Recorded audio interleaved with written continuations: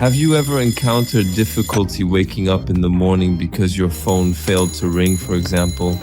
A poorly executed design can turn even the simplest tasks into a nightmare and a puzzle, causing frustration and confusion for users. Today, I'm going to show you some examples of frustrations that we all experience every day, starting with a morning shower.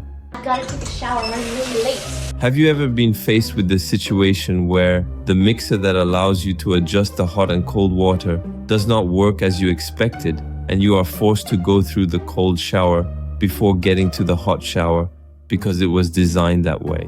If you want to turn on the shower, it must start with cold and then hot. It means that for a few seconds you freeze.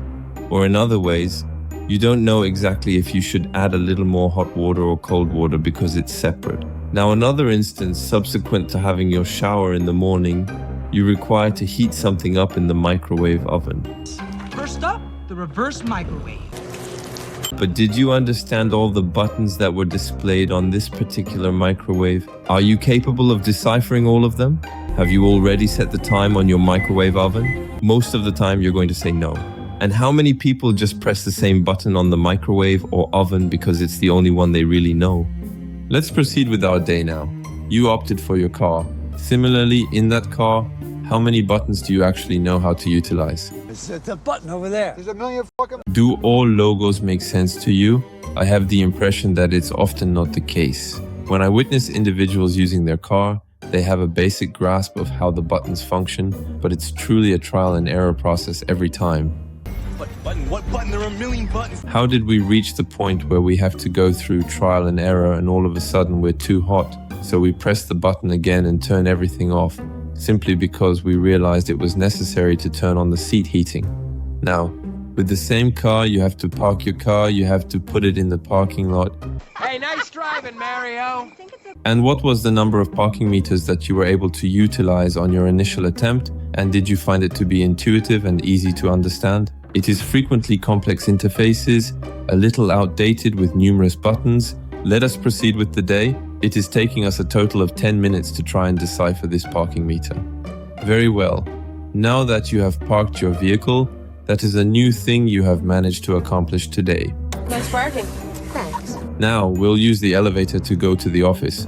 Since it's your first day, you're stressed. And the elevator, there are a multitude of buttons that may not necessarily be useful. Now that you're in this elevator, you have the button for the ground floor or the lobby area.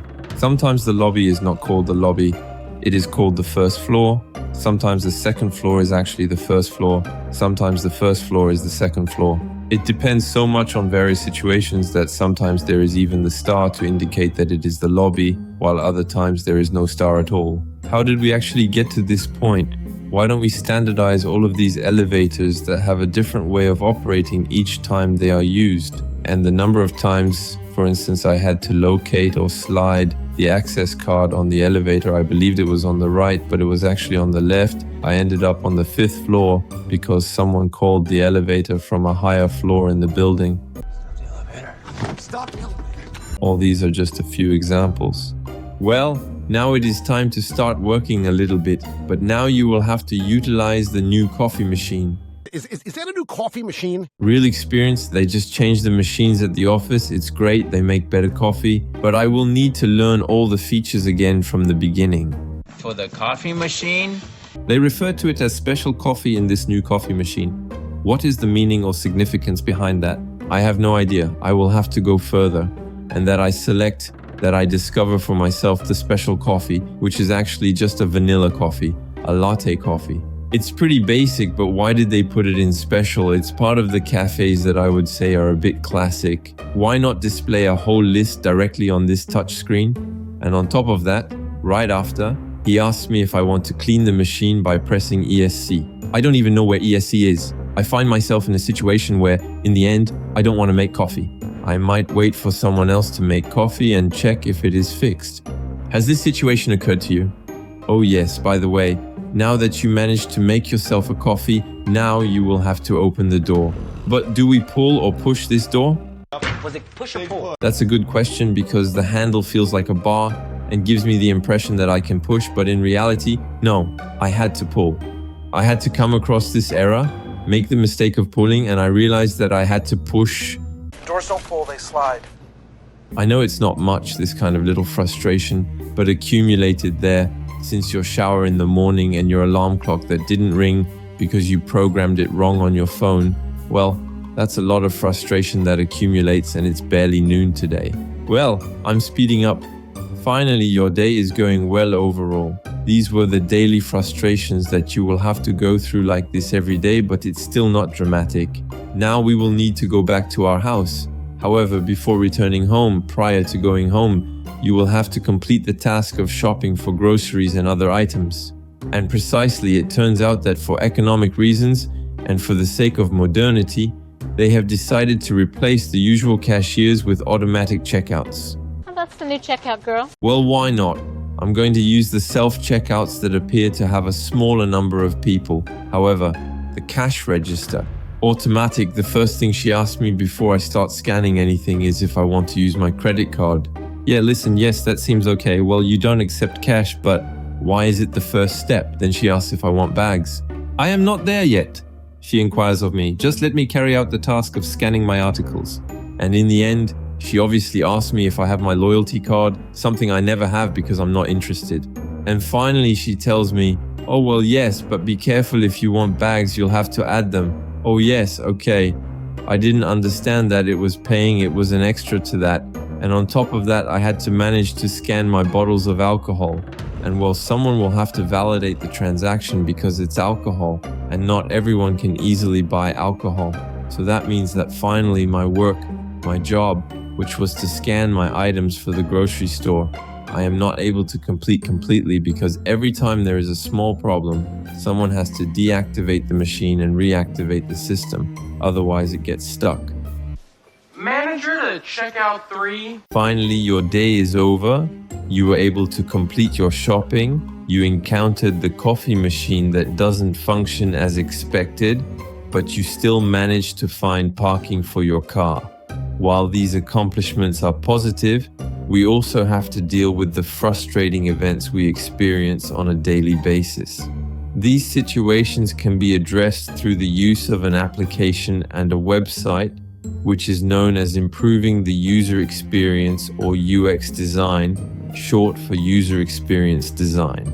It is a term that encompasses all of these notions of making users' lives easier, whether it is on a website, a mobile application, or any other digital platform. The concept behind it is to enhance user experience by providing intuitive interfaces, streamlined processes, and convenient functionalities.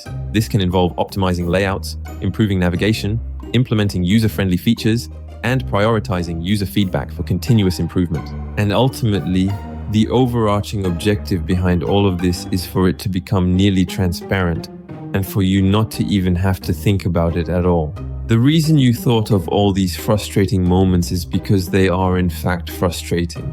But if they were well done, if the elevator was well programmed to be easily usable, if the coffee machine was easily understandable, if the microwave, etc., etc., if your banking application, if your tax system were better designed, you wouldn't even think about it and you wouldn't even imagine that there are people working on it. And this is my job, and it's the job of many other people. It is a job that is full of challenges, which still requires a little balancing between the needs of the company and the needs of what we call users, humans, people who use systems. It is a job that I have been doing for numerous years, and that is highly rewarding but also quite frustrating because if we perform our job effectively, it becomes imperceptible and you do not even require to contemplate it. It's a genuine success, but it's also a source of frustration for those who engage in it. It requires years of study and, most importantly, extensive practice to be able to empathize with the user, to understand the perspective of another individual. It requires a great deal of empathy. If you are interested in this subject, well, check out my channel. I talk extensively about it in my various videos at that time. And if you want to have a mentoring session with me, I will be happy to provide you with more information and guide you in your new career at that time. On this note, we will see each other in the next video to discuss another topic. Don't forget to subscribe and hit the bell icon, as it greatly assists me in growing this channel. Farewell, and don't forget to click on this link to access the next video that is coming up.